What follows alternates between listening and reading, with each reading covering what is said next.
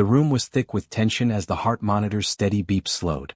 Andrew Harrison, one of America's wealthiest men, lay dying in his mansion's master bedroom, converted into a hospital suite with the best medical equipment money could buy.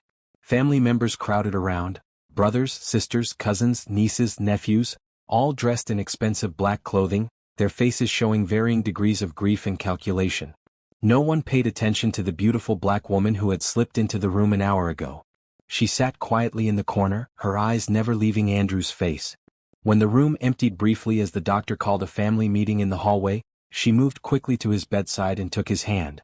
"I'm here, my love," she whispered.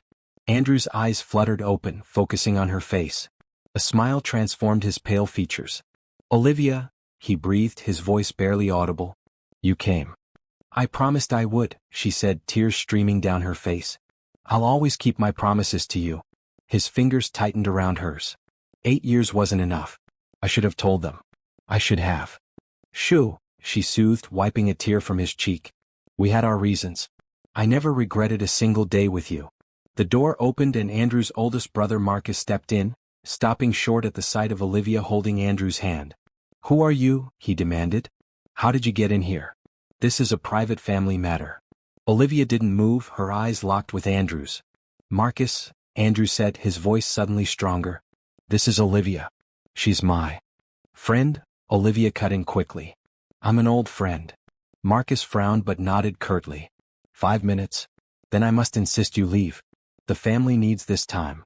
When he left, Andrew looked at her with pain in his eyes. "Even now you protect them." "No," she corrected softly. "I'm protecting your peace.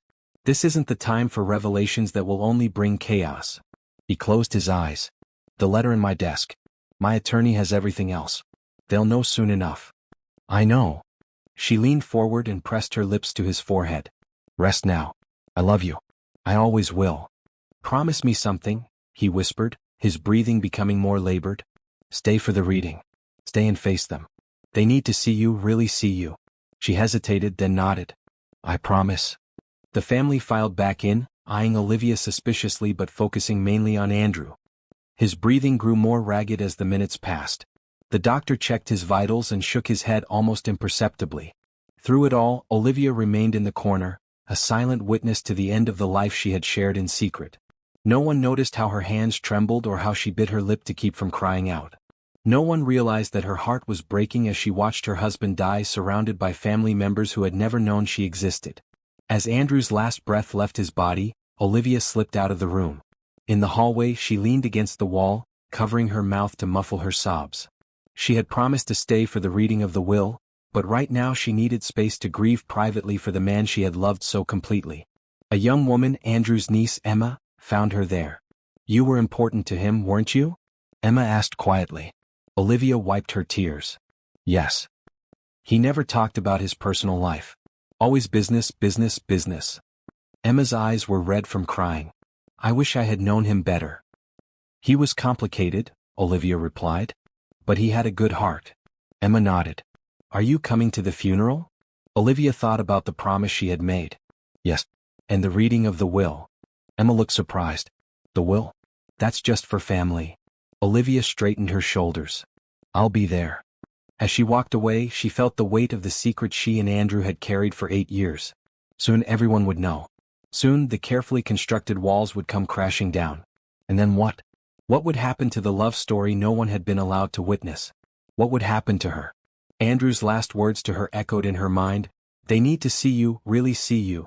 But after 8 years of invisibility, Olivia wasn't sure she was ready to be seen. The gala was glittering with New York's elite. Crystal chandeliers cast rainbow prisms across the ballroom as wealthy donors wrote checks for the Children's Hospital charity. Olivia Johnson moved through the crowd confidently, clipboard in hand, making sure everything ran smoothly. As the event coordinator, she had spent months planning this night. "Excuse me," a deep voice said behind her.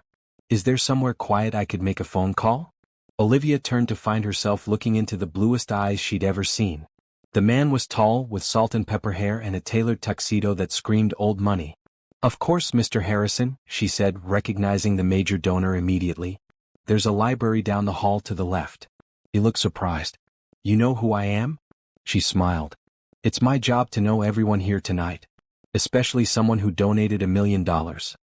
And you are Olivia Johnson. I organized this event. His eyes swept the room appreciatively. Then I should be complimenting you. This is exceptionally well done. Thank you. The library? She led him to a quiet room lined with bookshelves. He paused at the doorway. Would you have dinner with me tomorrow night? He asked abruptly. Olivia blinked. I'm sorry? Dinner. With me. Tomorrow. She studied him. Andrew Harrison, 45, never married, ruthless businessman, billionaire. She'd done her research on all the major donors. Why? She asked. He laughed, a genuine laugh that transformed his serious face. Because you didn't pretend not to know who I am, but you weren't impressed by it either. Because you're clearly brilliant at what you do. Because you're the most beautiful woman I've ever seen. I don't date clients, she said firmly. The event's over tomorrow. I won't be your client anymore. His eyes twinkled. Just dinner. If it's terrible, you never have to see me again. She shouldn't.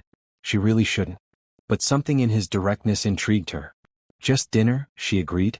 Just dinner turned into just breakfast the next morning. And lunch the following day. Within a month they were inseparable. Andrew's world was different from anything Olivia had experienced. Private jets, seaside mansions, five-star restaurants where the chef came to their table. But what surprised her most was Andrew himself. Behind closed doors, the ruthless businessman was thoughtful, funny, and surprisingly vulnerable. My family has expectations, he told her one night as they lay in bed. The Harrison legacy stretches back generations. Old money, old ideas. Are you saying they wouldn't approve of me? She asked. He traced her cheekbone with his finger. They wouldn't approve of anyone who might change their perfect image of me. But you challenge everything they believe. Because I'm black. That's part of it, he admitted. They're stuck in another century. But also because you're independent, outspoken, not from their world. You wouldn't play their games. So what does that mean for us? He kissed her. It means I have a choice to make. Them or you. 3 months later, he proposed with a simple emerald ring, her favorite stone. I want to marry you, he said. But I need to ask something difficult. Olivia waited. I want our marriage to be private. Just us. No family, no press, no announcements. She pulled back. You want to keep me a secret? I want to keep us sacred, he countered. My family, they'll try to destroy this. They've done it before. I can't risk losing you. So you want me to live in the shadows? Never meet your family? What kind of life is that? He took her hands. One where we make our own rules. One where we build something just for us, without their interference. I'm not ashamed of you, Olivia. I'm afraid of them. She thought about it for days. Was love enough if it had to be hidden? Could she be happy as a secret wife? In the end, she said yes with conditions. 5 years, she told him. We keep it private for 5 years. Then we tell everyone no matter what. He agreed immediately. They were married in a tiny ceremony on a beach in the Caribbean, with only the officiant and 2 strangers as witnesses. They bought a penthouse in the city where they could be themselves and a small house in the suburbs registered to an LLC where they pretended to be a normal couple. For 3 years it worked. They were blissfully happy in their bubble, safely away from the Harrison family's judgment and interference. Andrew split his time between their secret life and his public one. Olivia built her event planning business and kept her maiden name professionally. In year 4, everything changed. I'm pregnant, she told him one morning. His face lit up with pure joy, then darkened with worry. This changes things. Yes, she agreed. It does. The beach house in Montauk became their sanctuary after Olivia discovered she was pregnant. Andrew bought it through one of his holding companies, making sure his family couldn't trace the purchase. Set on a private stretch of beach with tall hedges and an electronic gate, it offered the freedom they craved. We can raise our child here, Andrew said as they walked along the shoreline. At least part of the time. Away from prying eyes. Olivia let the sand run through her fingers as she sat on the beach. But for how long, Andrew? We agreed on 5 years. That deadline is coming up next year. And now with a baby? He sat beside her, wrapping his arm around her shoulders. I know. I've been thinking about it constantly. The company's in a delicate position right now. We're negotiating the biggest merger in Harrison history. If my family gets distracted by personal drama. Personal drama? Is that what you call our marriage? Our child? Hurt flashed in her eyes. No. God, no. He ran his hands through his hair in frustration. That came out wrong. You and the baby are my real life. The company, the family expectations, that's the drama. But the timing. My father's health is failing. If he finds out now, it could destroy everything he built. Olivia stood up, brushing sand from her clothes. I never agreed to hide forever, Andrew. I won't raise our child to think they're a secret that needs to be kept. Just a little more time, he pleaded. After the merger, after my father, things will be different. I promise. She looked at him, this man she loved so completely, and saw the conflict tearing him apart. 3 more years. After the baby comes, we have 3 years. Then we tell everyone no matter what. He nodded solemnly. 3 years. Their daughter, Sophia, was born on a stormy night in April. Andrew was there, holding Olivia's hand through every contraction, tears streaming down his face when the doctor placed the tiny bundle in his arms. She's perfect, he whispered. Just like her mother. For the first year of Sophia's life, they lived in a bubble of joy. Andrew adjusted his schedule to spend 4 days a week at the beach house. The other 3, he maintained his public image in the city while Olivia and Sophia stayed in Montauk. It wasn't ideal, but they made it work. When Sophia turned 1, Andrew's father had a massive stroke. The family rallied around him, and Andrew was expected to be there constantly. Days away turned into weeks. I'm so sorry, he told Olivia during a rare weekend visit. Everything's falling apart at once. The merger's hit complications, father's health is worse, and Marcus is pushing for changes in the company that could undo decades of work. Olivia saw the toll it was taking on him. Dark circles under his eyes, weight loss, the constant ping of his phone with emergencies. We'll get through this, she assured him. Family comes first. He looked at her gratefully. You and Sophia are my family. The rest, they're my responsibility. As the months passed, their time together grew shorter. Andrew's father lingered in a half-conscious state, neither recovering nor dying. The merger negotiations dragged on. And through it all, Andrew maintained his double life, torn between his secret family and his public obligations. On Sophia's 2nd birthday, he missed the small party Olivia had planned. The board meeting ran late, he explained over the phone. Then father had another crisis. I can't get away tonight. She heard the exhaustion in his voice. It's okay. We recorded everything. She won't remember anyway. But you will, he said quietly.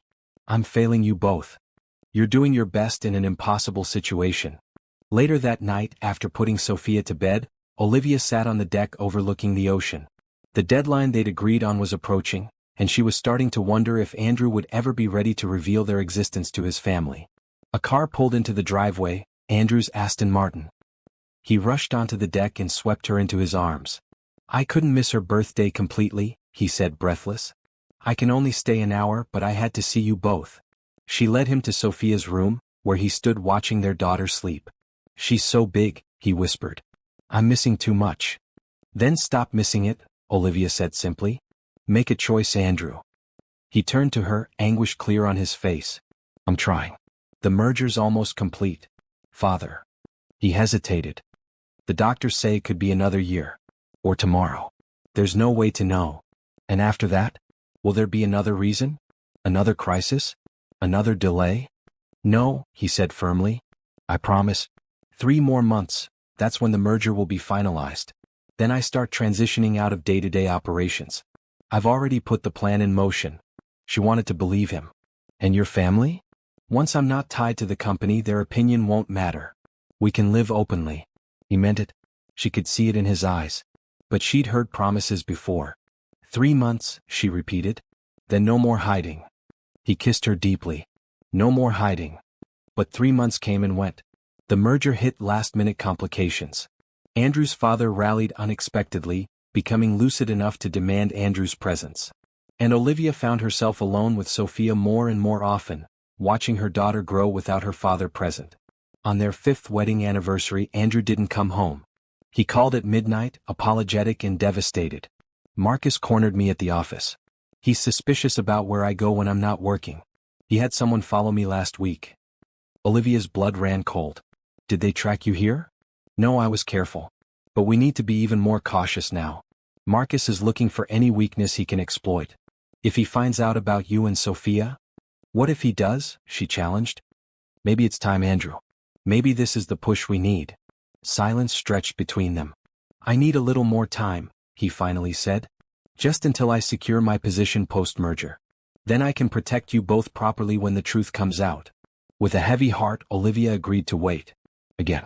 As Sophia's third birthday approached, Andrew was diagnosed with pancreatic cancer. The beach house kitchen was filled with the smell of coffee and pancakes when Andrew arrived on a Tuesday morning. It was unusual for him to come on a weekday, and Olivia knew immediately something was wrong. "Daddy?" Sophia squealed, running to him with sticky hands. At 3 years old, she was a perfect blend of both parents, Andrew's blue eyes and Olivia's warm brown skin and curly hair. Andrew scooped her up, holding her tighter and longer than normal. Over their daughter's head, his eyes met Olivia's. The pain she saw there made her stomach clench. "Why don't you finish your breakfast, sweetie?" she suggested to Sophia. "Daddy and I need to talk for a minute." Once Sophia was settled with her pancakes and a coloring book, they stepped onto the deck. "What is it?" she asked, her voice steady despite her racing heart. Andrew took a deep breath. "I've been having some pain. Thought it was stress or maybe an ulcer. I finally went to a doctor last week." She waited, holding her breath. "It's pancreatic cancer. Stage 3. The world tilted beneath her feet. "No. That can't. There must be a mistake." He shook his head. "I got a second opinion yesterday. It's aggressive. It's already spread to nearby tissues." "Treatment options?" she asked, slipping into crisis mode the way she did when a major event was falling apart. "Surgery isn't possible because of the location. They want to start an intensive chemotherapy regimen immediately, followed by radiation." Olivia paced the deck. "Okay. We'll get the best doctors. We'll fight this." "The prognosis isn't good, Liv," he said softly. "Even with treatment they're talking months, maybe a year." She stopped pacing and faced him. "No. I refuse to accept that. We'll find clinical trials, experimental treatments, whatever it takes." He smiled sadly. "That's my warrior. Always ready for battle." "Don't you dare give up," she warned, tears filling her eyes. "Sophia needs her father. I need my husband." He pulled her into his arms. "I'm not giving up. I'll fight with everything I have. But we need to be realistic about what's coming." She pushed away from him. "What does your family know?" "Nothing yet. I wanted to tell you first. They need to know about us now, Andrew. Before you start treatment. I should be by your side through this." He hesitated. "The timing is never going to be perfect," she exclaimed. "But if not now, when? When you're too sick to stand up to them? When you're gone and Sophia and I are left to face them alone?" The truth of her words hung in the air between them. "You're right," he finally said. "It's time. But let me do it carefully. My father's health is precarious. My brothers are circling like sharks, looking for ways to take control of the company. If I drop this bomb all at once." "Then what do you suggest?" she asked. "Let me start the treatment first. Get through the initial rounds. Then I'll begin introducing the idea that there's someone in my life. Someone important." She considered his plan. "And when do they meet me?" "Meet Sophia?" "Soon," he promised. "Before the end of the year." She wanted to argue, to demand immediate action, but the fatigue in his eyes stopped her. He was facing a death sentence. Fighting with his family wouldn't help him heal.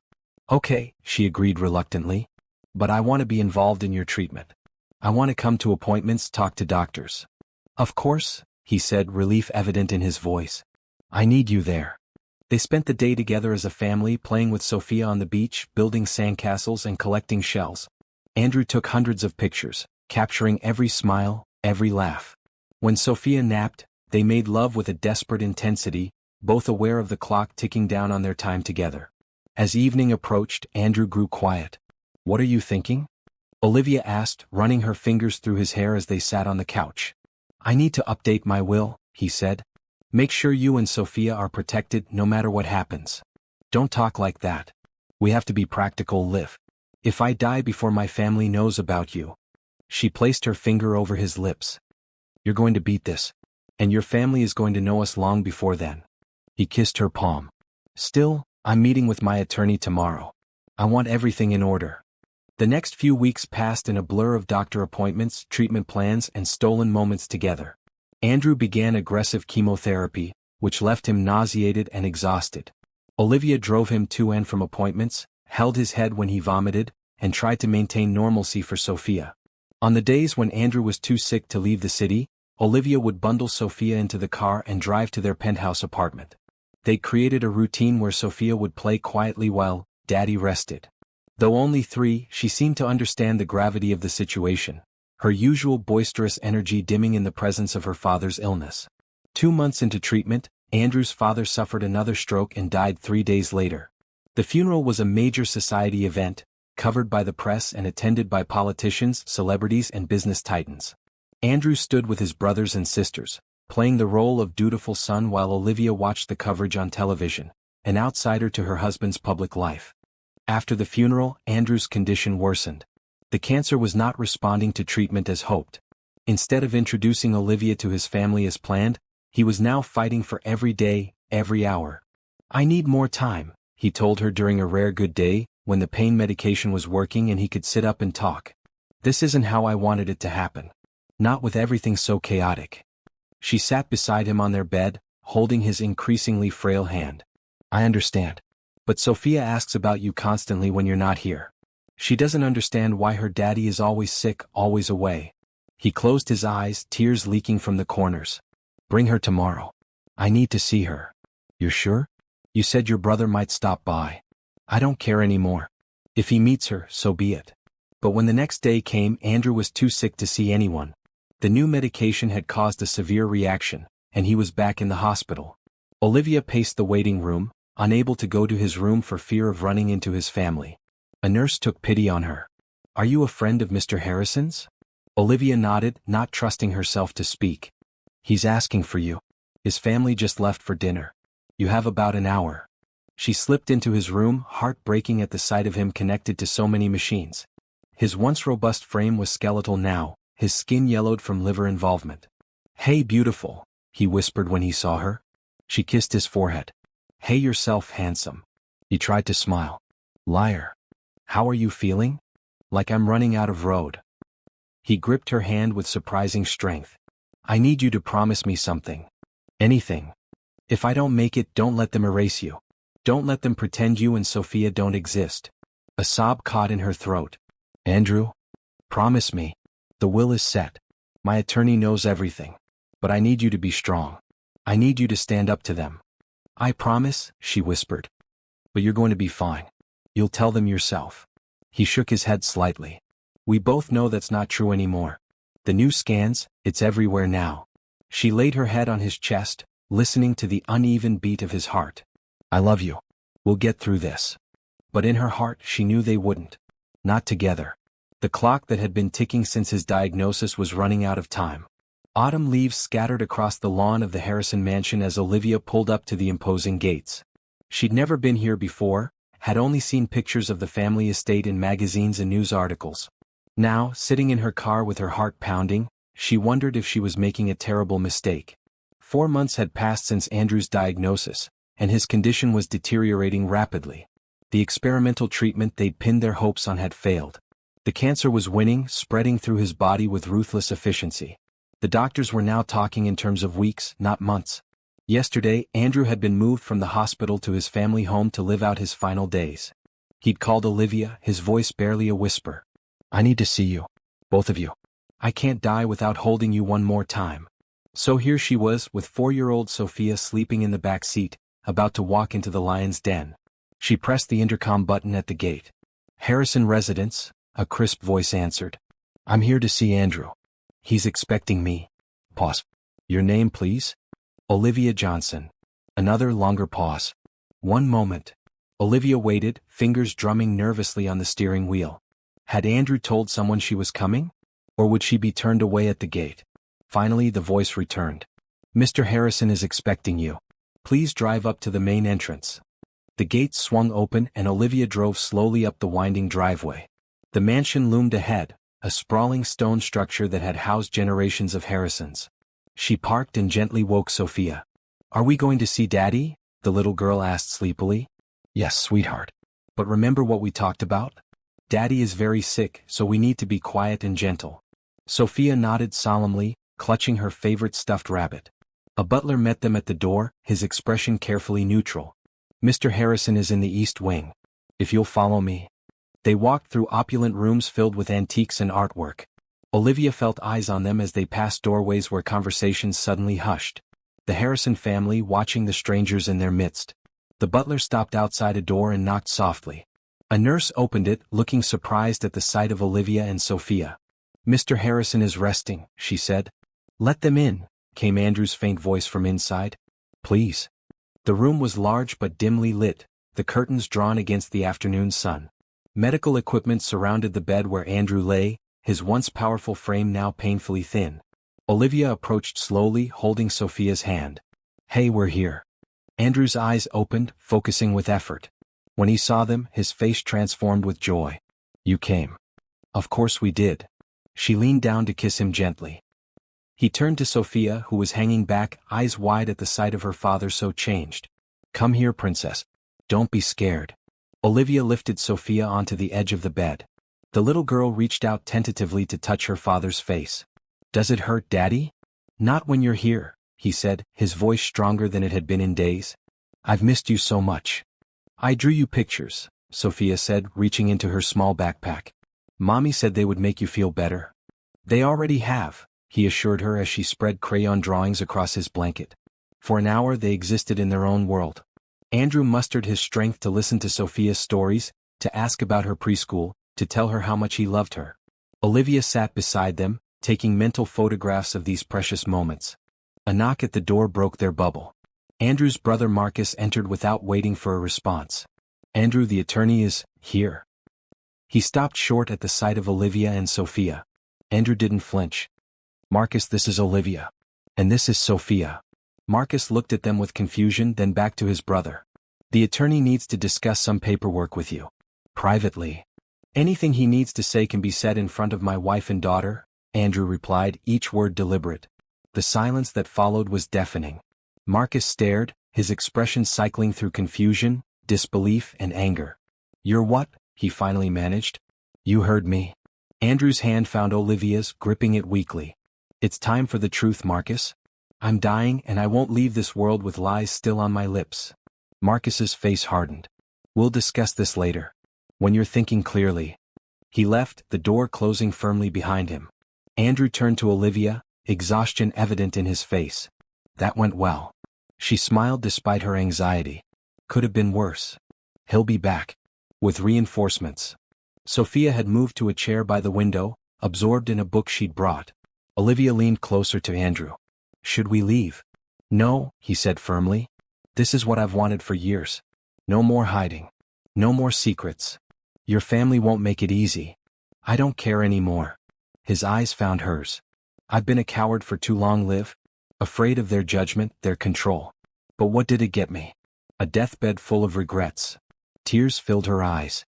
"Don't talk like that. You did what you thought was right." "I did what was easy," he countered. "And you paid the price." Before she could respond, the door opened again.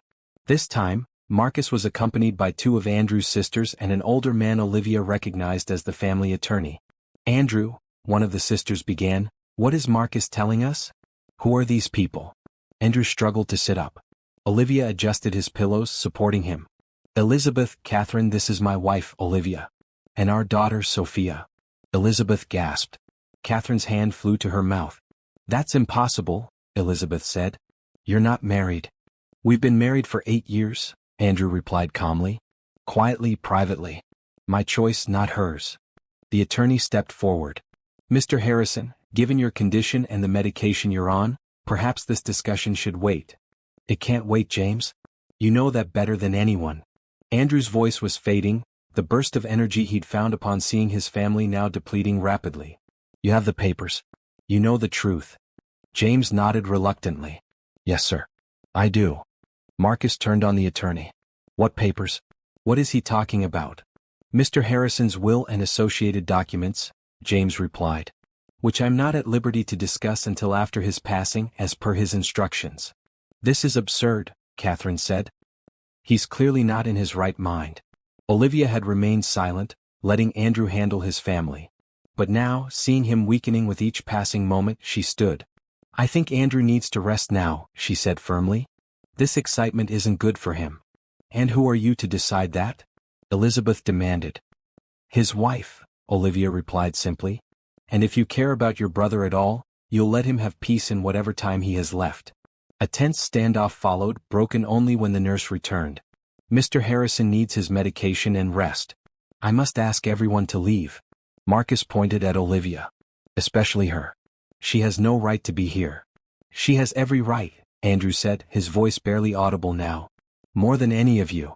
The nurse began ushering people out. Olivia bent to kiss Andrew. I'll come back tomorrow, she promised. He grabbed her wrist with surprising strength. Stay, please. I don't want to be alone with them. She looked at Sophia, who had fallen asleep in the chair, oblivious to the drama unfolding. We'll stay, she decided. As long as you need us. The family retreated, throwing suspicious glances over their shoulders. The attorney was the last to leave, pausing at the door. Mrs. Harrison, he said quietly, perhaps we could speak privately later? Olivia nodded, surprised by his use of her married name. Of course.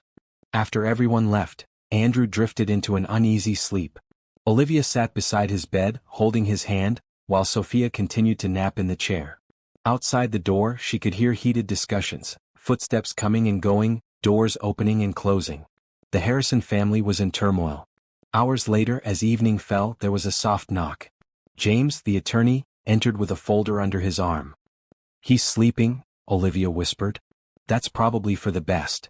James pulled up a chair opposite her. Mrs. Harrison, I feel I should prepare you for what's coming. Call me Olivia, please. He nodded. Olivia, I've been the Harrison family attorney for 30 years. I've seen their best and worst moments. What's about to happen? It won't be pretty. I expected as much. Andrew came to me 5 years ago with your marriage certificate. He wanted to ensure that you and eventually your daughter would be protected, no matter what happened. The will we've prepared is airtight. But that won't stop his family from challenging it. Olivia swallowed hard. Why are you telling me this? Because Andrew asked me to look out for you. He knew this moment would come, and he wanted to make sure you had an ally when it did. James opened the folder. I have copies of everything. Your marriage certificate, Sophia's birth certificate with Andrew listed as father, property deeds, bank accounts. All legally binding. Olivia fought back tears. Thank you. Don't thank me yet. The battle is just beginning. He glanced at the sleeping Andrew. How much time do the doctors think he has? Days. Maybe a week. James nodded grimly. Then we need to prepare. The family will try to remove you from the premises. They'll claim you're an imposter, a gold digger. They might even try to say Andrew wasn't in his right mind when he made his will. What should I do? Stay. Fight. For him and for your daughter. He handed her his card. Call me anytime, day or night. After he left, Olivia sat in the growing darkness, the magnitude of what was coming finally hitting her. For 8 years she'd lived in the shadows of Andrew's life. Now she would have to step into the harsh light and face a family that had never known she existed. She looked at her sleeping daughter, then at her dying husband. They were worth fighting for. Whatever came next, she would face it. For them. Dawn broke over the Harrison estate, pale light filtering through the curtains. Olivia had spent the night in a chair beside Andrew's bed, drifting in and out of fitful sleep. Sophia had been moved to a small daybed in the corner of the room, where she still slept peacefully. A soft knock at the door woke Olivia fully. The nurse entered with a tray of medication and a young woman Olivia recognized as Emma, Andrew's niece. I brought breakfast, Emma said hesitantly, holding a second tray. I thought you might be hungry. Olivia straightened in her chair, surprised by the gesture. Thank you. Emma set the tray on a side table. Is it true? Are you really his wife? Olivia nodded. For 8 years. Why didn't he tell us? That's a complicated story. Emma's eyes drifted to Sophia. And she's his daughter? Yes. Her name is Sophia. She's 4. Emma approached the sleeping child, studying her face. She has his eyes. And his stubborn streak, Olivia added with a small smile. The family is in chaos, Emma said, turning back to Olivia. Uncle Marcus is talking about having Andrew declared mentally incompetent. Aunt Elizabeth is convinced you're some kind of con artist. And what do you think? Emma considered the question. I think Uncle Andrew always had secrets. He was different from the rest of them, kinder, less concerned with appearances. And I've never seen him look at anyone the way he looked at you yesterday. Andrew stirred, his eyes fluttering open. Emma? His niece moved to his bedside. I'm here, Uncle Andrew. Being nice to my girls? He asked, his voice raspy. Emma smiled. Trying to be. Good. Someone in this family should be. He reached weakly for Olivia's hand. Water. Olivia helped him take a few sips from a cup. The nurse checked his vitals and administered his morning medication. "The doctor will be here at 10, she informed them before leaving.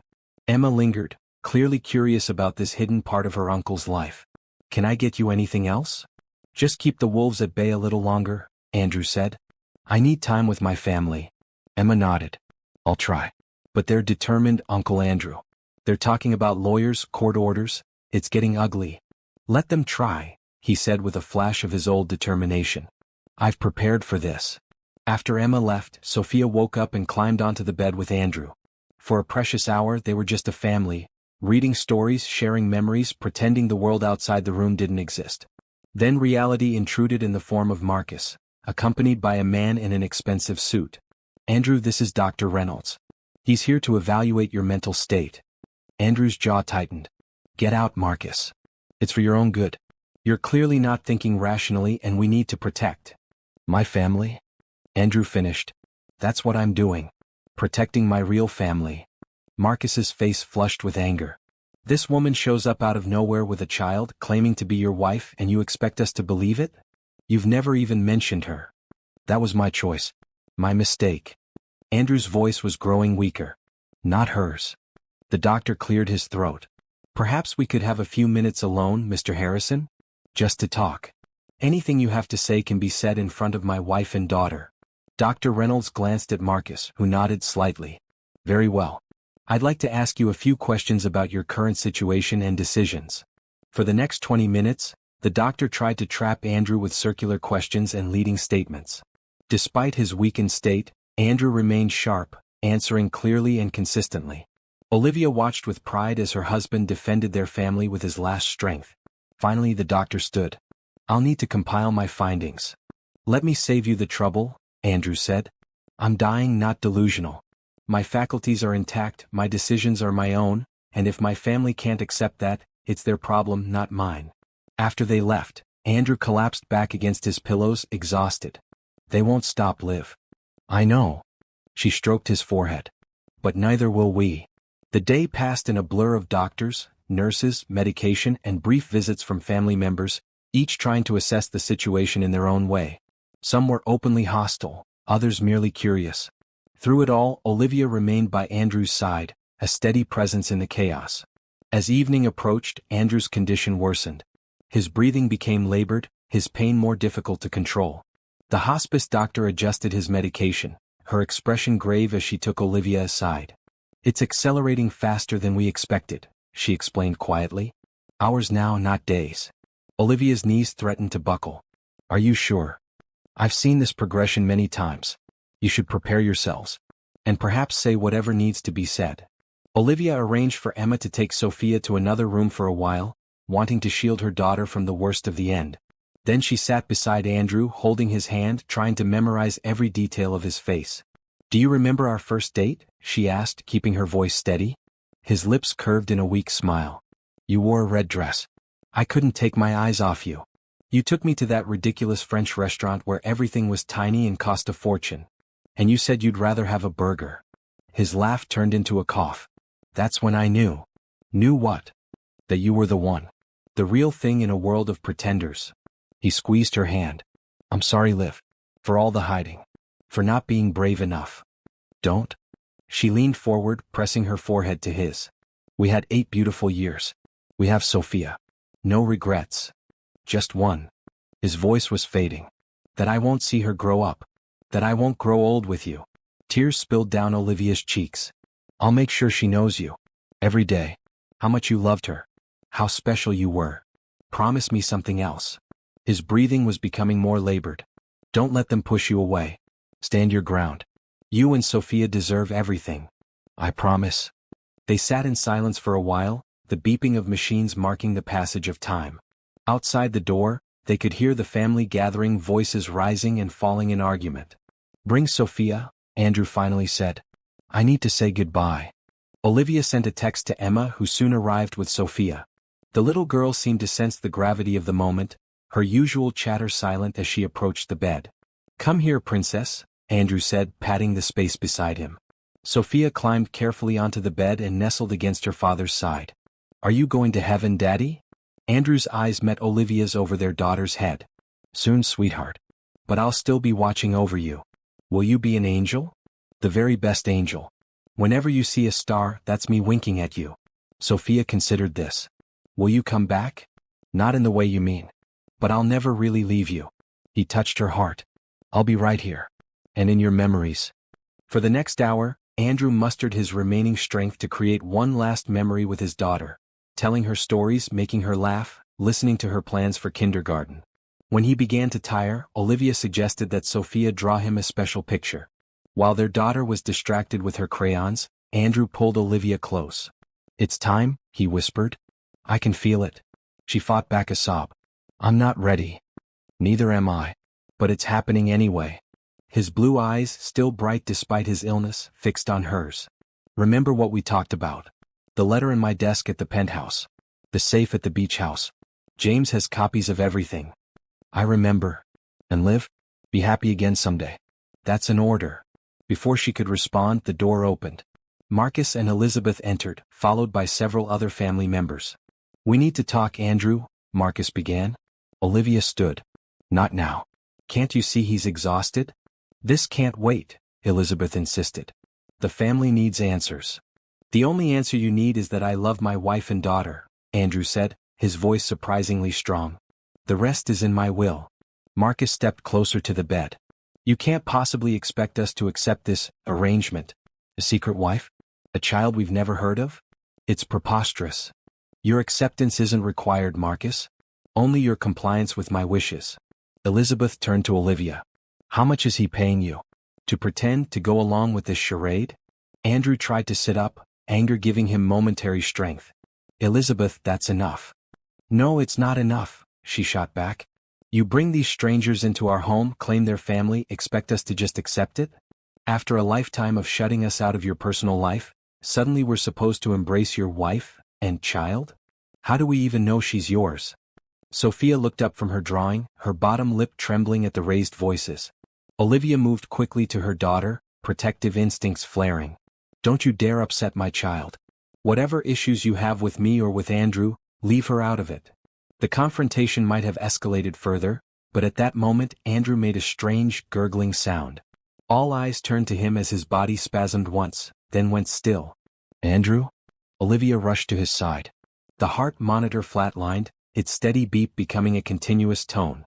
The nurse ran in, quickly assessed the situation, and pressed the emergency call button. Everyone out, she ordered. Now. The family backed away, shock replacing anger on their faces. Olivia stood frozen, one hand on Andrew's chest, the other reaching back for Sophia, who had begun to cry. Daddy, the little girl wailed. Daddy, wake up. The medical team arrived, but it was already clear. Andrew Harrison was gone. In the chaos that followed, the doctor's official pronouncement, the nurse's compassionate explanations, the funeral home being called, Olivia held Sophia close, both of them crying as the reality sank in. Through her tears, she became aware of the family watching from the doorway. Their expressions ranged from stunned grief to calculating speculation. Only Emma showed genuine compassion, stepping forward to place a hand on Olivia's shoulder. I'm so sorry, she said softly. Marcus cleared his throat. The funeral arrangements will be handled by the family. We'll be in touch about other matters. Olivia looked up, wiping tears from her face. We'll be staying here tonight. Sophia and I need time to say goodbye. That won't be necessary, Elizabeth said coldly. This is a family. We are family, Olivia interrupted, her voice steady despite her breaking heart. And we're staying. For a moment, it seemed Marcus would argue. Then, perhaps aware of how it would appear to forcibly remove a grieving widow and child, he nodded stiffly. One night. We'll discuss next steps in the morning. After they left, Emma helped Olivia prepare Sophia for bed. The exhausted child finally fell asleep clutching her stuffed rabbit and the last drawing she'd made for her father. Thank you, Olivia said to Emma, for your kindness. He loved you, Emma replied simply. That's enough for me. Left alone with her thoughts, Olivia returned to Andrew's bedside. His body had been prepared for removal to the funeral home in the morning, but for now, she had these final moments with him. I'll keep my promise, she whispered, kissing his cold forehead. They'll know us. They'll see us. And Sophia will have everything you wanted for her. Outside the window, stars dotted the night sky. One seemed to shine particularly bright. Olivia smiled through her tears. Andrew was winking at them already. The morning after Andrew's death dawned gray and rainy, matching Olivia's mood perfectly. She'd barely slept, spending most of the night watching over Sophia and planning their next steps. She knew the battle was just beginning. A knock at the door revealed James, the attorney, looking solemn in a dark suit. "I came as soon as I heard," he said. "My condolences." "Thank you." Olivia glanced at Sophia, still sleeping. "Can we talk in the hallway?" Outside the room, James lowered his voice. "The family has called an emergency meeting for this afternoon. They want to discuss funeral arrangements and other matters, by which I assume they mean you and Sophia. I expected as much. I've brought the documents we discussed. Also, I think it's time you had this." He handed her an envelope. "Andrew left specific instructions that this letter be given to you upon his death." Olivia took it with trembling hands. "What happens now?" "Now we prepare for the reading of the will, which according to Andrew's instructions, should take place immediately after the funeral. The family will try to delay it, of course. They'll want time to build a case against you." "And the funeral?" "Day after tomorrow. They're moving quickly, hoping to minimize press coverage of any complications." Olivia nodded. "Meaning me?" "Precisely. They want you and Sophia gone before the funeral, but I've made it clear that as Andrew's legal wife, you have every right to be there. They can't stop you without creating a scene. I don't want to cause a scene. I just want to say goodbye to my husband." James patted her shoulder. "And you will. Now I suggest you pack your things. It won't be comfortable staying here any longer than necessary. We'll go to the penthouse today." "Good. I'll be in touch about the arrangements." He handed her a business card. "My personal cell is on the back. Call anytime." After he left, Olivia went back into the room to find Sophia awake, clutching her stuffed rabbit. "Is Daddy an angel now?" she asked. Olivia sat beside her daughter, pulling her close. "Yes, sweetheart. He's an angel now. I miss him." "Me too, baby. Me too." They spent the morning packing their few belongings. Olivia was acutely aware of the household staff watching them, whispering among themselves. The family kept their distance, communicating through messengers and notes rather than facing her directly. By noon they were ready to leave. Olivia had hesitated about taking anything from Andrew's room but finally decided on a few small items. His favorite watch, a book from his nightstand, the drawing Sophia had made in his final hours. As they prepared to walk out, Marcus appeared in the foyer. "A moment, Mrs. Harrison." Olivia steeled herself. "Yes. The funeral will be a private, family-only affair. I'm sure you understand." She met his gaze steadily. "I understand perfectly what you're trying to do, Marcus. But I will be at my husband's funeral.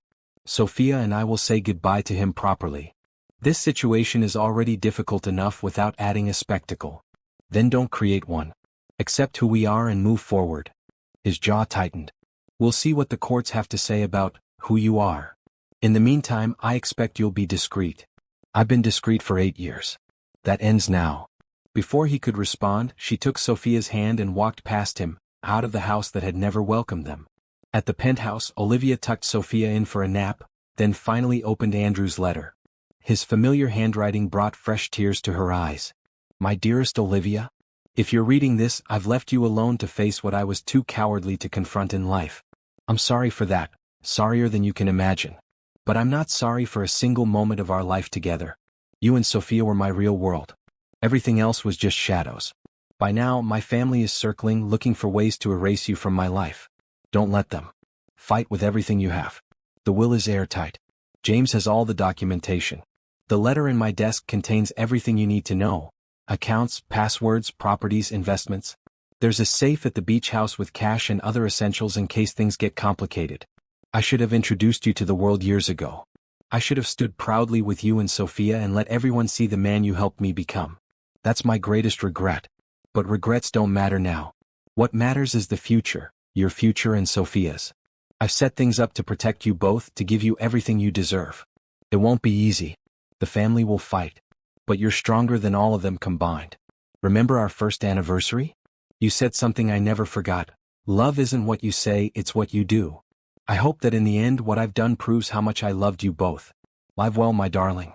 Be happy. And when Sophia looks up at the stars, remind her that I'm looking back. All my love, always, Andrew." Olivia pressed the letter to her heart, allowing herself a few moments of pure grief before carefully folding it and putting it away. Then she found the key to Andrew's home office and opened his desk. Inside was another envelope, just as he'd described, containing a detailed accounting of their financial situation. The numbers made her breath catch.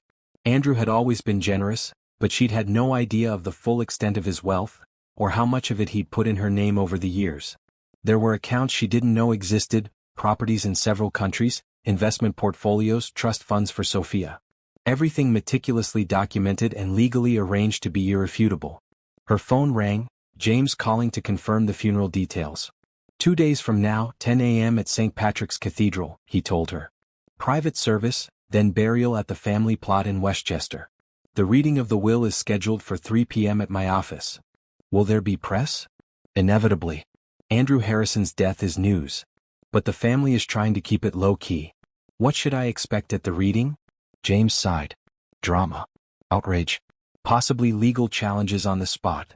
Are you prepared for that? Olivia looked at the documents spread across Andrew's desk, at the photograph of the three of them from Sophia's 3rd birthday. I'm prepared for anything. The next 48 hours passed in a blur of practical arrangements and emotional upheaval. Olivia ordered appropriate funeral clothes for herself and Sophia. She contacted her closest friends who rallied around with support and childcare offers. She read and reread Andrew's financial documents, making sure she understood everything. And through it all, she grieved, in quiet moments when Sophia was asleep, in sudden waves that hit without warning, in dreams where Andrew was still alive and well. The morning of the funeral arrived with clear skies and unseasonable warmth. Olivia dressed Sophia in a simple black dress with a white collar, then put on her own black sheath dress, elegant but understated.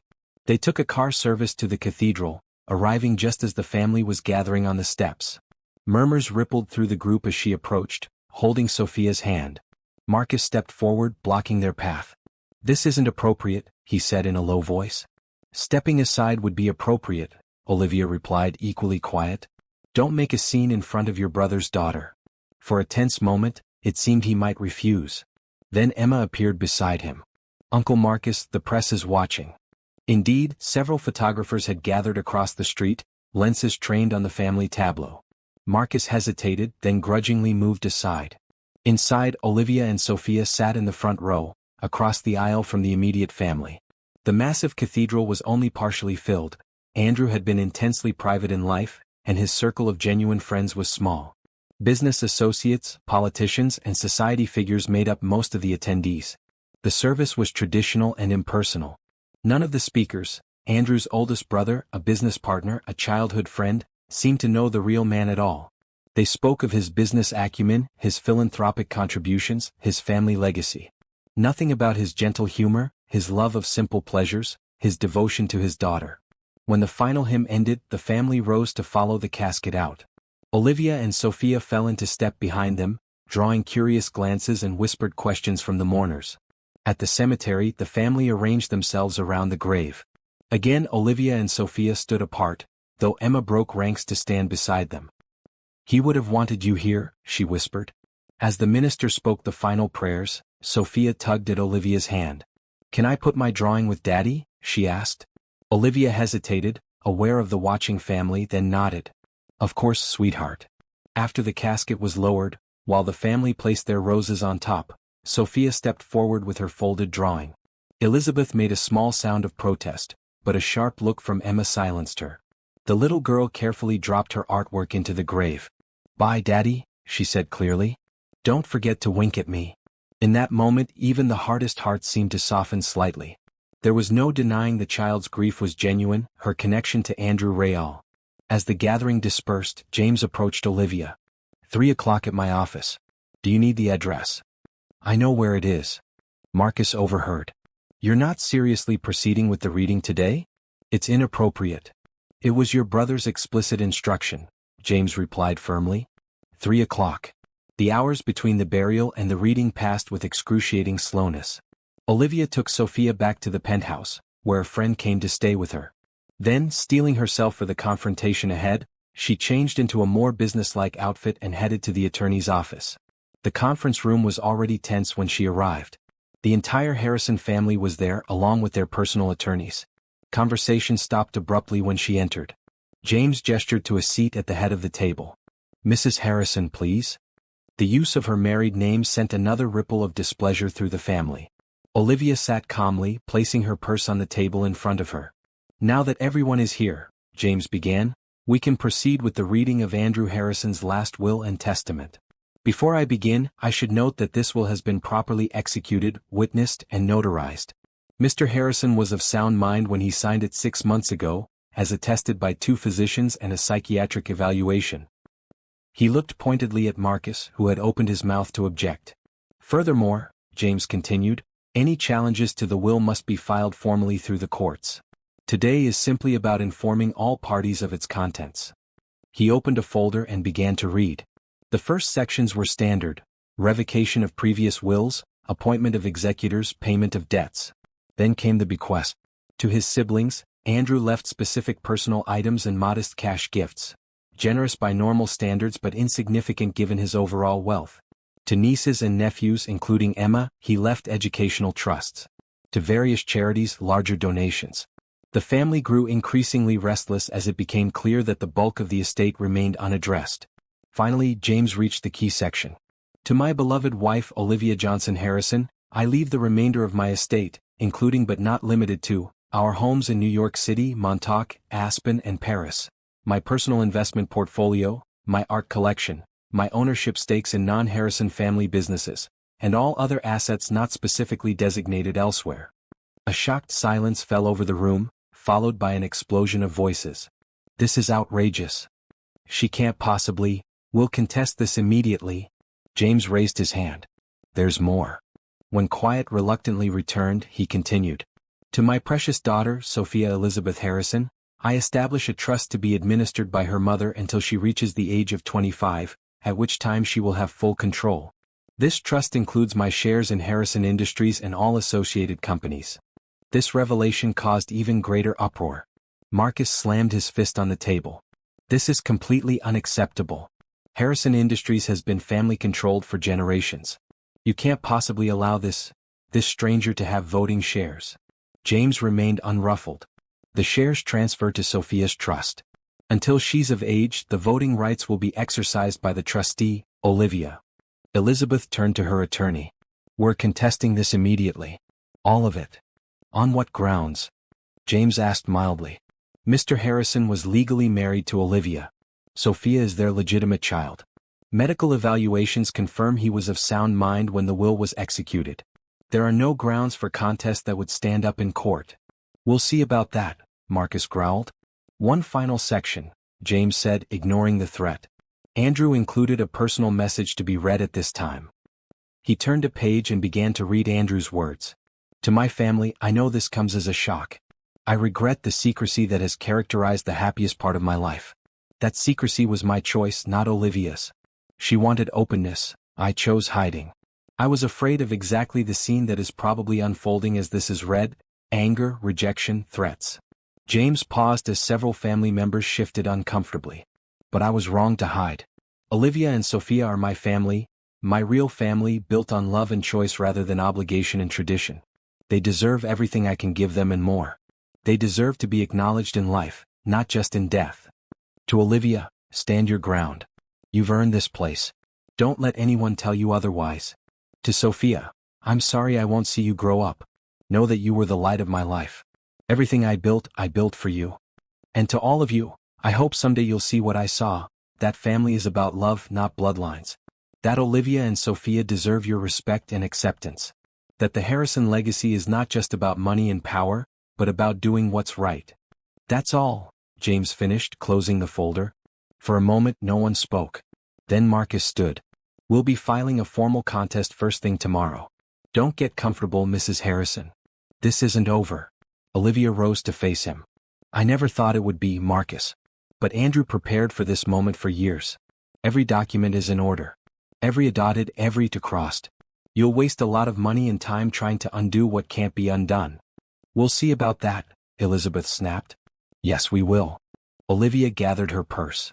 "In the meantime, I suggest you all take some time to reflect on Andrew's final message. He wanted peace, not war."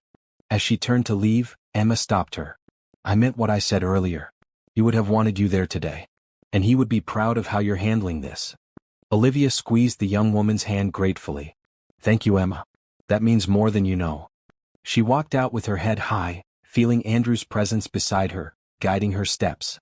The battle was just beginning, but for the first time since his death, Olivia felt certain of victory. Not just for herself, but for the man who had loved her enough to secure her future, even when he couldn't secure a place for her in his present. The lobby of the Harrison Industries headquarters buzzed with activity as Olivia stepped through the revolving doors. 2 weeks had passed since the reading of the will, and as predicted, the family had launched an all-out legal battle to contest it. But today wasn't about legal maneuvers. Today was about something more important. The security guard at the desk looked up questioningly. "Can I help you, ma'am?"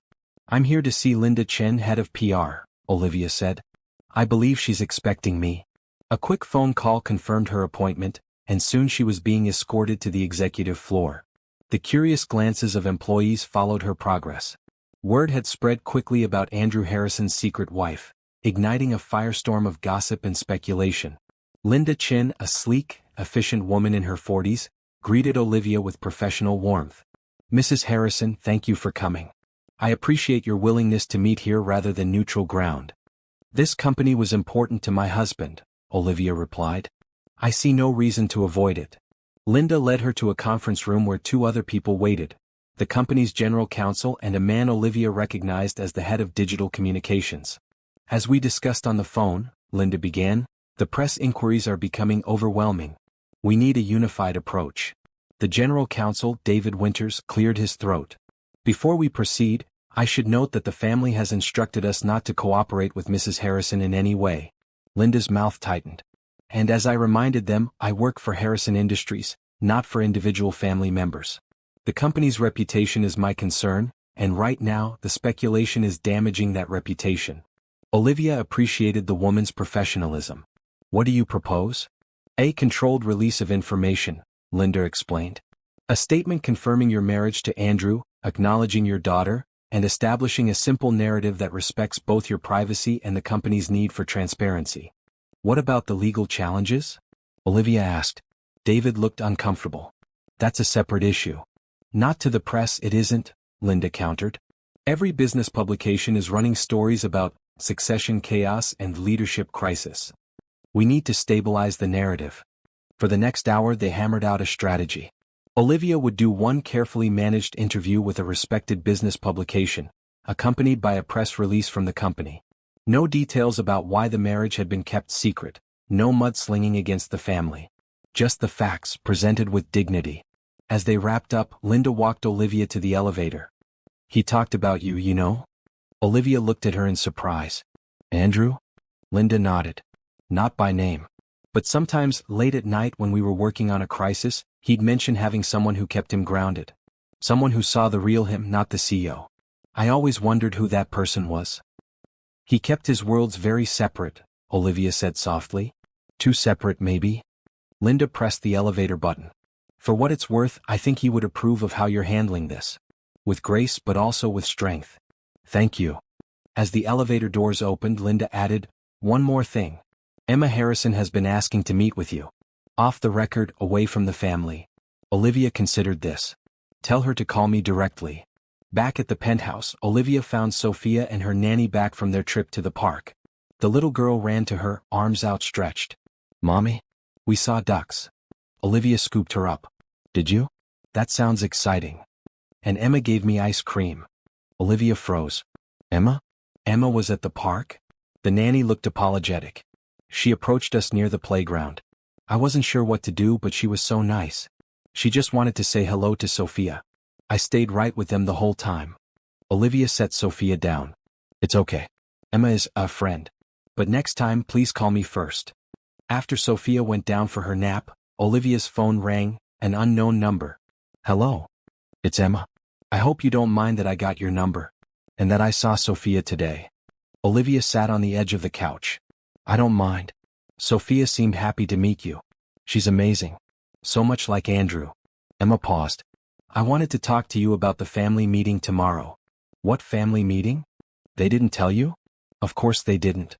Emma sounded disgusted. "Marcus has called everyone together to discuss strategy regarding the will. I thought you should know."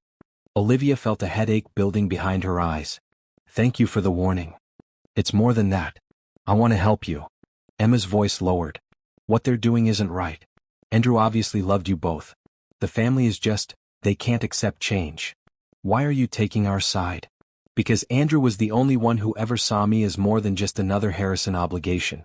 He encouraged me to study art instead of business. He funded my gallery when the family refused. Emma's voice broke slightly. He was real. And if he loved you, that's good enough for me. They talked for another half hour, with Emma providing invaluable insights into family dynamics and the legal strategies being discussed. By the end, Olivia had a potential ally, and a warning about what was coming. The next day, as promised, Olivia did one carefully controlled interview with the Wall Street Journal. She kept her answers dignified and focused on facts. Yes, she and Andrew had been legally married for 8 years. Yes, Sophia was their biological daughter. No, she wouldn't discuss why Andrew had kept their marriage private. That had been his choice to make. When asked about the legal challenges to the will, she said simply, Andrew made his wishes clear. I hope his family will eventually respect that. The article ran 3 days later, accompanied by a photo of Olivia, Sophia, and Andrew at the beach house, a rare family picture taken by a timer. The response was immediate and overwhelming. Social media exploded with speculation and debate.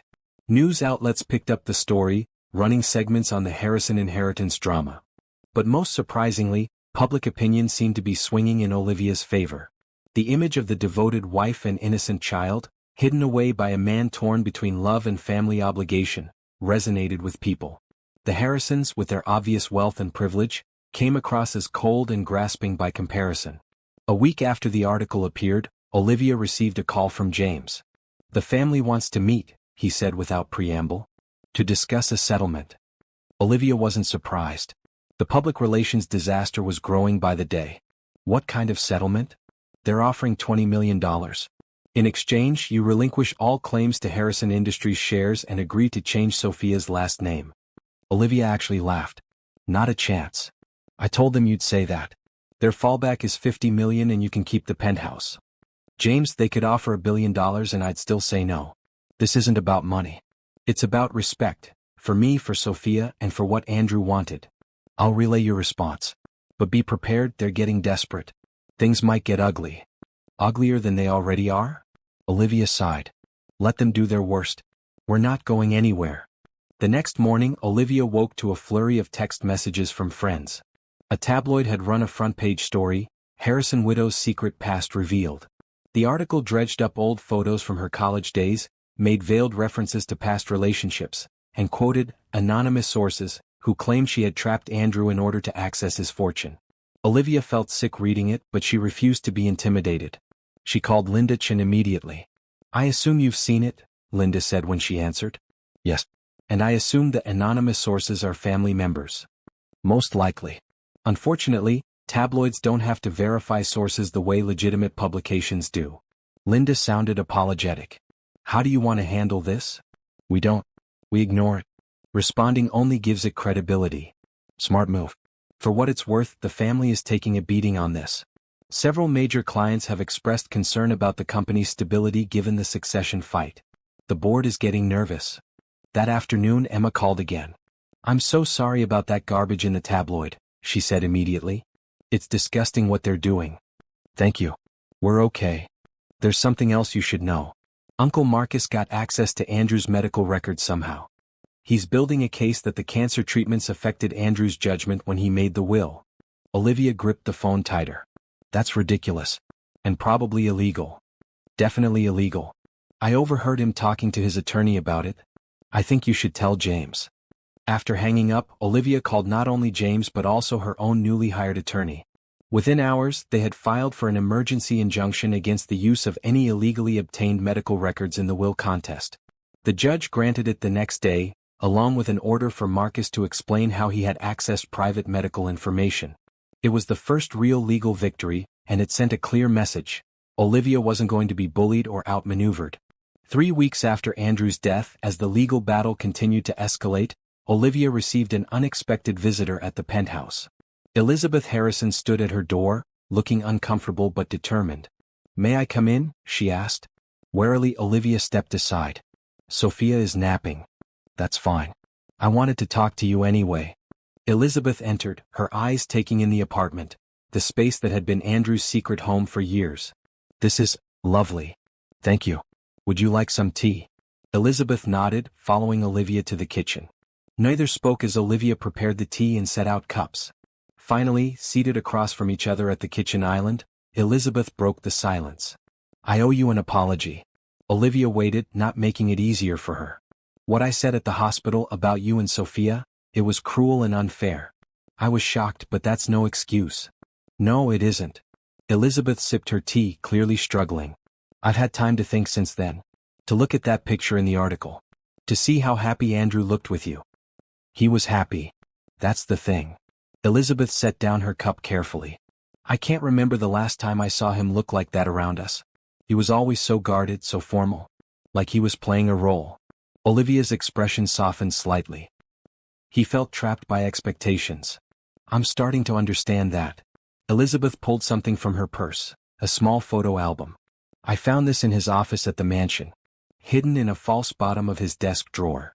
She slid it across to Olivia, who opened it with trembling fingers. Inside were photos she'd never seen before, pictures Andrew had secretly kept of their life together. Sophia as a newborn. Olivia sleeping with their daughter on her chest. The three of them at the beach at Christmas on Sophia's birthdays. "He kept us with him," Olivia whispered, tears filling her eyes. Elizabeth nodded. "He loved you. That's obvious from these. And from the way he arranged everything to protect you both. Then why are you fighting us so hard?" "Because it's what Harrisons do." Elizabeth looked tired suddenly. "We fight to protect what's ours. It's how we were raised. But I'm starting to wonder if what we're protecting is worth the cost." She stood, smoothing her skirt. "I haven't told Marcus or the others that I came. They wouldn't understand. Not yet. But I wanted you to know that at least one of us is questioning the path we're on." As she headed for the door, she paused. "When Sophia wakes up, would you tell her that her Aunt Elizabeth said hello?" It was a small gesture, but a significant one. The first acknowledgement of family ties. "I will," Olivia promised. After Elizabeth left, Olivia called Emma to tell her about the visit. "Aunt Elizabeth?" Emma sounded shocked. "I never would have expected her to be the first to break ranks. People can surprise you. This could change things. If Elizabeth starts wavering, others might follow." That evening, as Olivia was giving Sophia a bath, her phone rang with an unfamiliar number. She almost didn't answer, wary of reporters who had somehow obtained her private contact information. But something made her pick up.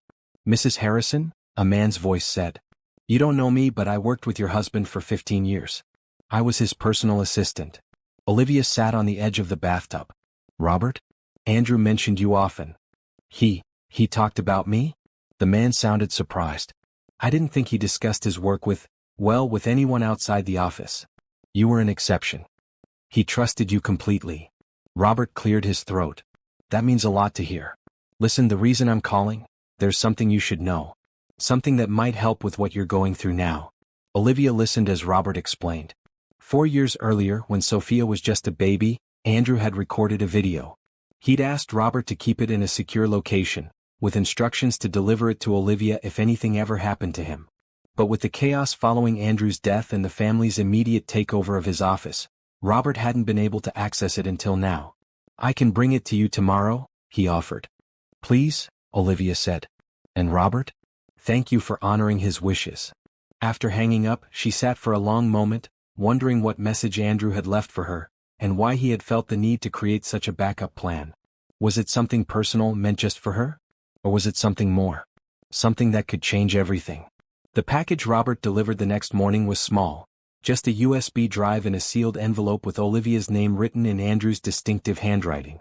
She thanked Andrew's former assistant profusely, noting how emotional he seemed about the task. "He was more than just a boss to you, wasn't he?" she asked gently. Robert nodded. 20 years together, through everything. He was family. He hesitated. "Mrs. Harrison, I want you to know that he talked about you. Not by name, not in detail, but I knew there was someone special in his life. Someone who made him happier than I'd ever seen him. That means a lot, Robert. Thank you." After he left, Olivia stared at the small drive in her palm. What had Andrew felt so compelled to record? What message had been so important that he'd created this backup, this insurance policy against a future he feared might come to pass? With Sophia at preschool for the morning, Olivia had privacy. She plugged the drive into her laptop and opened the single video file it contained. Andrew's face filled the screen, healthy and vital, recorded long before the cancer had begun its ravages. "Olivia," he began, his blue eyes looking directly into the camera. "If you're watching this, something has happened to me and I never found the courage to do what I should have done years ago. I'm sorry for that. More sorry than you can ever know." He shifted in his seat. She recognized the background as his private office in the penthouse. "I'm recording this message as insurance. Insurance that you and Sophia will be protected no matter what happens. That the truth will be known." He took a deep breath. "I've updated my will to provide for you both financially. James has all the necessary documentation of our marriage, Sophia's birth certificate, everything needed to prove your legal rights. But I know my family. They'll fight. They'll try to erase you, to pretend you never existed. They might claim I was coerced or manipulated or not of sound mind." His expression hardened. "So I want to state clearly and unequivocally that I, Andrew Harrison, am making these decisions of my own free will, with full mental capacity and after careful consideration. I love my wife, Olivia Johnson Harrison, and our daughter, Sophia Elizabeth Harrison. They are my family, my real family, and I want them to have everything I can provide." He paused, running a hand through his hair in a gesture so familiar it made Olivia's heart ache. "But this video isn't just about legal protection. It's about the truth. The truth of why I kept our marriage secret." He looked down briefly, then back at the camera with determination. "The Harrison family has a long history of controlling its members through financial pressure.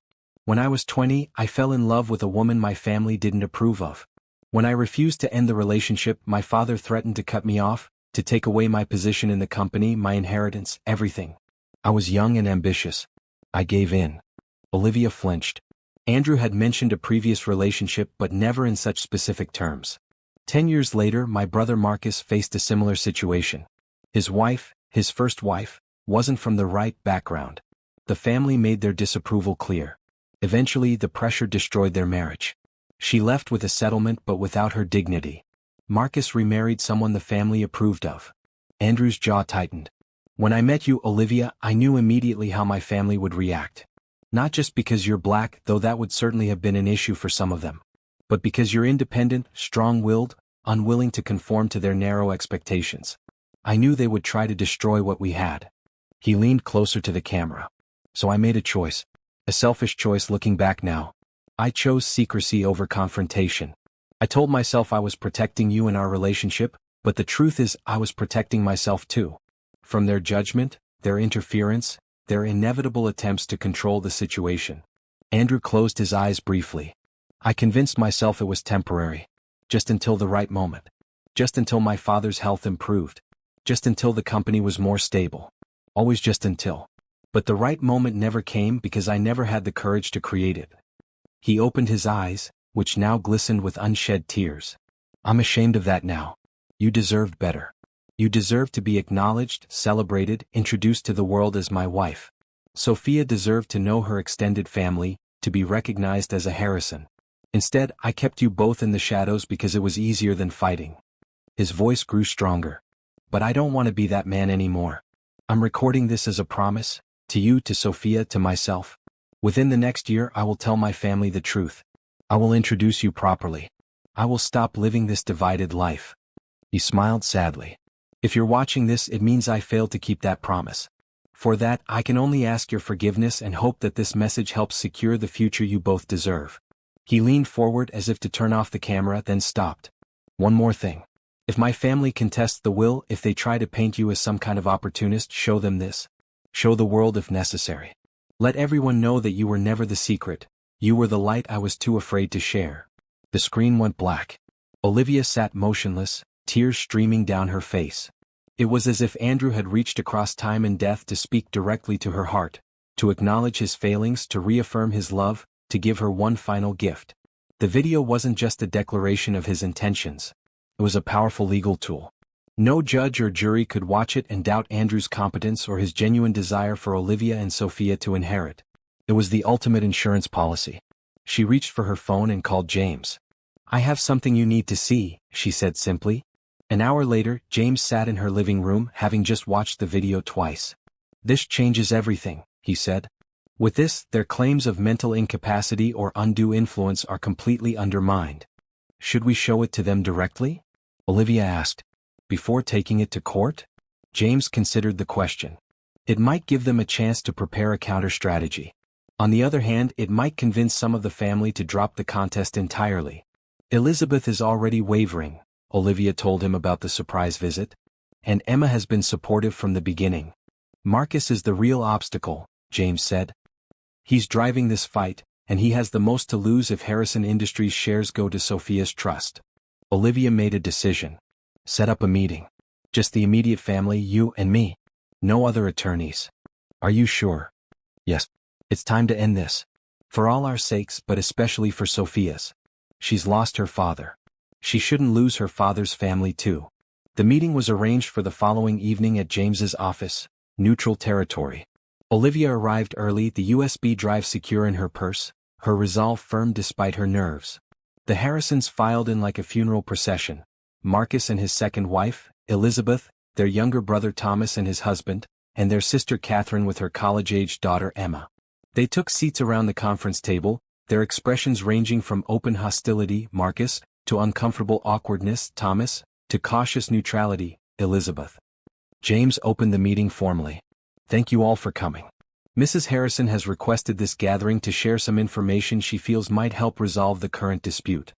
Marcus snorted. Unless she's withdrawing her fraudulent claims, I don't see what there is to discuss. Olivia met his gaze steadily. I understand your anger, Marcus. You believe I've appeared out of nowhere to claim what you see as your family's birthright. But I'm not a fraud and neither is my daughter. We were Andrew's family for 8 years. He chose us, even if he didn't have the courage to tell you about that choice. Convenient that he can't verify that now, Catherine muttered. Actually, he can. Olivia placed the USB drive on the table. Andrew recorded this message 4 years ago and entrusted it to his personal assistant. He wanted to ensure that if anything happened to him before he found the courage to introduce us properly, his wishes would still be known. A tense silence fell over the room. James connected the drive to his laptop and turned the screen so everyone could see. Then without further comment he played the video. Watching the Harrisons' reactions was like witnessing a wave of emotional dominoes falling. Disbelief. Dawning comprehension.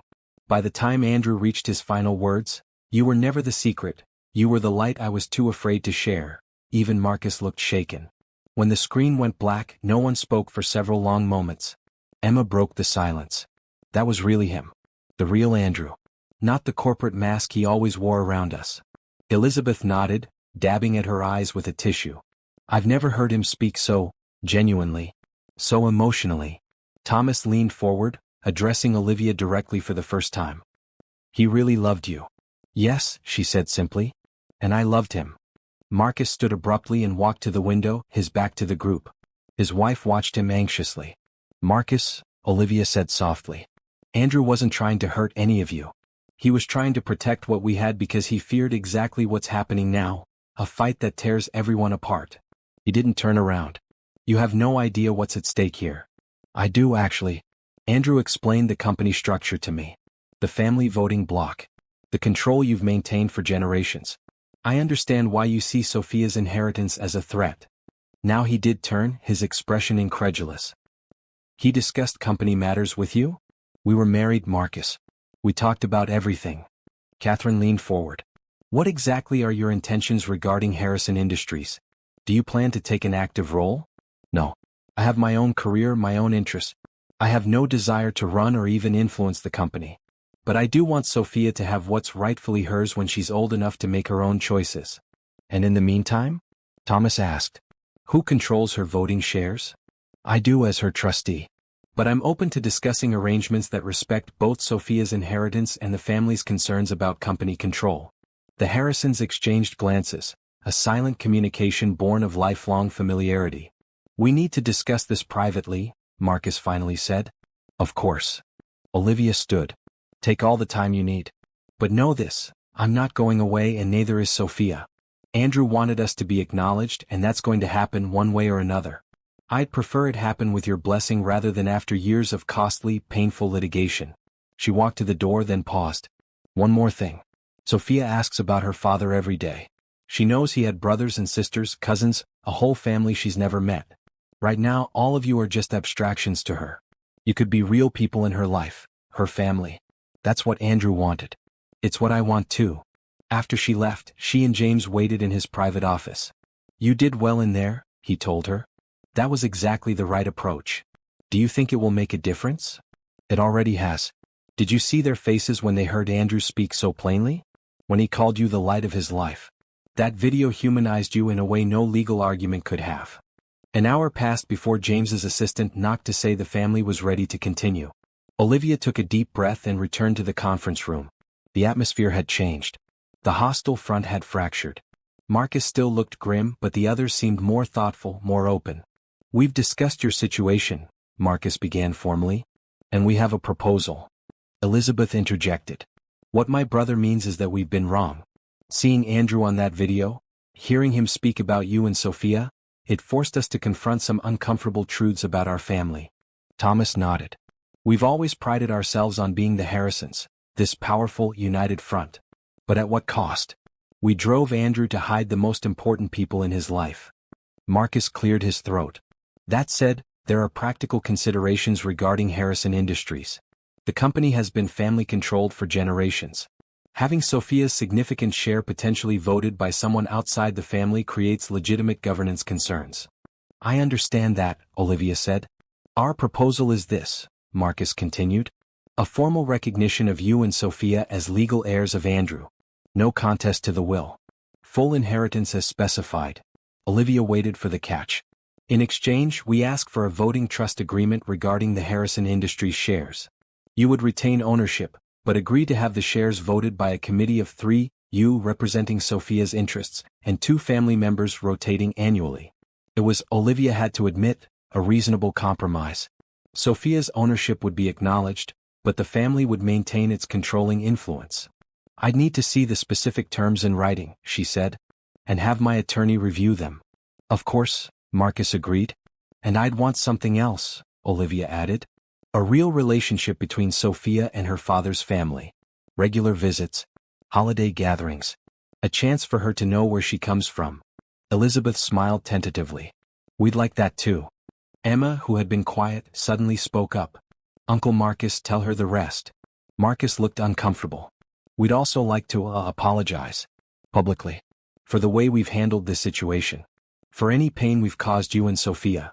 Olivia hadn't expected that. Thank you. And, Catherine added, we'd like to establish a foundation in Andrew's name. Something to support causes he cared about. We thought perhaps you could help direct it, since you knew that side of him better than we did. It wasn't perfect. There would still be details to negotiate, lawyers to consult, papers to sign. But it was a beginning, an acknowledgement that Olivia and Sophia were part of the Harrison story now, whether the family had chosen it or not. I think Andrew would be pleased, she said softly. This is what he wanted. For all of us to find a way forward together.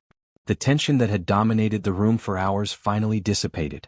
There were handshakes, tentative smiles, even a brief hug from Emma. As the family prepared to leave, Elizabeth approached Olivia. Would it be possible? Could I meet Sophia properly? Perhaps bring her a gift. Olivia smiled. She loves books and anything to do with space. She wants to be an astronaut. Elizabeth's eyes brightened. Andrew was obsessed with space as a child too. I have some of his old books in storage. Maybe she'd like those? I think she'd love them. As Olivia left the building, she felt Andrew's presence beside her, approving. The path ahead wouldn't be smooth. There would be adjustments, disagreements, the inevitable friction of different worlds colliding. But tonight at least she had won what mattered most, recognition. For herself. For Sophia. For the love that Andrew had hidden for too long. No longer secret. No longer shadows. Just family, complicated, imperfect, real. 1 year later. The garden of the Harrison estate bloomed with spring flowers as children raced across the manicured lawn. Sophia, now 5, led the pack, her curls bouncing as she ran from her cousins in an enthusiastic game of tag. Olivia watched from the terrace, a smile playing on her lips. A year ago, she couldn't have imagined this scene. Sophia fully integrated into the Harrison family, accepted and loved by the same people who had once tried to deny her existence. Penny for your thoughts, Emma said, joining her with 2 glasses of lemonade. Just marveling at how much can change in a year. Olivia accepted the drink gratefully. Thank you. Thank you, Emma countered. You could have destroyed this family. Instead you saved it. Olivia laughed. I think that's giving me too much credit. I don't. Emma's expression was serious. Before you forced us to confront the truth, we were just going through the motions, playing our assigned roles. Now, it feels like we're actually a family again. Across the garden, Elizabeth was setting up an easel for an art project with the younger children. Thomas and his husband were grilling on the patio. Even Marcus, still somewhat reserved, was making an effort. He'd spent the morning teaching Sophia how to fly a kite. The monthly Harrison Family Day had become a tradition in the past year, a time for all branches of the family to come together without business or obligations intruding. It had been Olivia's idea, a way to build the relationships she wanted Sophia to have with her father's side of the family. How are the renovations coming along? Emma asked, changing the subject. Almost finished. We move in next month. After careful consideration, Olivia had decided to sell the penthouse, too many bittersweet memories, and renovate Andrew's childhood home, a smaller property on the Harrison estate that had stood empty for years. It was a symbolic choice as much as a practical one, establishing their place within the family while maintaining independence. Sophia is excited about having a backyard, Olivia added, and being closer to her cousins. And how about you? Are you excited about the new position? Olivia nodded. The Andrew Harrison Foundation, established as part of the settlement, had grown rapidly over the past year. What had started as a modest family charity had evolved into a significant philanthropic organization, supporting arts education, medical research, and community development, all causes Andrew had quietly supported during his life. 3 months ago, the board, composed of both Harrison family members and independent directors, had unanimously voted to appoint Olivia as executive director. It feels right, she said, using Andrew's legacy to make a real difference. He would be proud, Emma assured her, of everything you've accomplished. Olivia's phone chimed with a text message. She checked it, smiling. Robert says the portrait arrived safely. They're hanging it in the boardroom now. Another part of the healing process, a portrait of Andrew commissioned for the Harrison Industries headquarters. Unlike the formal, stiff painting of him that had hung there previously, this one captured his warmth, his humor, his humanity. The artist had worked from family photographs, including several of Andrew with Olivia and Sophia. Will you be at the unveiling tomorrow? Emma asked. Of course. Sophia's excited about it. She helped choose which photo to use. Their conversation was interrupted by Marcus, approaching with uncharacteristic hesitancy. Olivia, could I speak with you for a moment? Emma excused herself, leaving them alone on the terrace. Is something wrong? Olivia asked. No, nothing wrong. Marcus seemed to be struggling with what to say. I've been meaning to tell you. The board reviewed the quarterly results yesterday. And? The initiatives you suggested for the foundation, particularly the scholarship program, they're making a difference. Not just for the recipients but for the company's reputation. Applications for positions are up 40%. Employee satisfaction scores have improved. Even our stock has seen a boost. Olivia smiled. I'm glad to hear it. But I doubt that's what you wanted to tell me. Marcus sighed. No, it's not. What I wanted to say is, you were right. About Andrew. About what he wanted. About how our family needed to change. He looked out at the children playing. Sophia has been good for all of us. She reminds me of Andrew when he was young, before the weight of expectations crushed his spirit. He would be happy to hear you say that. I was wrong about you, Marcus admitted. I thought you were a threat to everything we'd built. But you've actually helped preserve it, just in a healthier way. It was as close to an apology as Marcus would likely ever come. Olivia accepted it with a nod. Family was always the most important thing to Andrew, she said. Not the company, not the money. Just the people he loved. I'm trying to honor that. You're succeeding. Marcus hesitated, then added, there's something else. The voting trust agreement comes up for renewal next month. I've been thinking, perhaps we could modify it. Give you a greater say in how Sophia's shares are voted. Olivia raised an eyebrow. Really? What brought this on? You've proven yourself to be thoughtful about the company's interests. And, it's what Andrew would have wanted. Before she could respond, Sophia came running up, breathless and grinning. Mom? Aunt Elizabeth says we can do painting now. Come see. I'll be right there, sweetheart. She watched her daughter race back to the activity table. She has his eyes, doesn't she? And his smile. Marcus agreed. Every time I see her, I see him. The afternoon passed pleasantly, with art projects giving way to a family dinner on the lawn. As twilight approached, Catherine's husband set up a portable movie screen for the children. Sophia cuddled next to Olivia on a blanket, pointing excitedly as the night sky deepened above them. Look, Mom. The first star. That's Daddy winking at us. Olivia hugged her daughter close. Yes, it is. Later, after Sophia had fallen asleep in the guest room they were using until their new home was ready, Olivia stood alone on the balcony, looking out over the Harrison estate. So much had changed in a year. The pain of losing Andrew would never completely fade, but it had been joined by new joys, new connections, new purpose. From her purse, she took out the emerald ring Andrew had given her when he proposed. She'd stopped wearing it after his death, the memories too painful. Now, after careful consideration, she slipped it back onto her finger. Not as a symbol of what she'd lost, but of what she'd gained. What they'd built together. What would continue through Sophia. Her phone chimed with a reminder about tomorrow's portrait unveiling. The ceremony would mark another milestone in the integration of Andrew's two worlds, the family he was born into and the family he had chosen. For the first time, the Harrison Industries boardroom would display an image of Andrew that captured who he really was, not just the corporate mask he had worn for so long. It wasn't the way Andrew had planned to introduce them to his world. It wasn't the happy family future they had dreamed of together. But it was something real and meaningful, a legacy of love that had finally emerged from the shadows into the light. Olivia looked up at the stars, at the one particular star that Sophia had identified as her father. We did it, she whispered. They see us now. They know us. Just like you wanted. The star seemed to twinkle more brightly in response. Andrew keeping his promise to wink at them from heaven. Olivia smiled through her tears. Not all secrets were meant to stay hidden forever. Sometimes they needed to be revealed, not to cause pain but to heal it. To create connections where there had been divisions. To transform isolation into belonging. That had been Andrew's final gift to them all, the truth that set them free.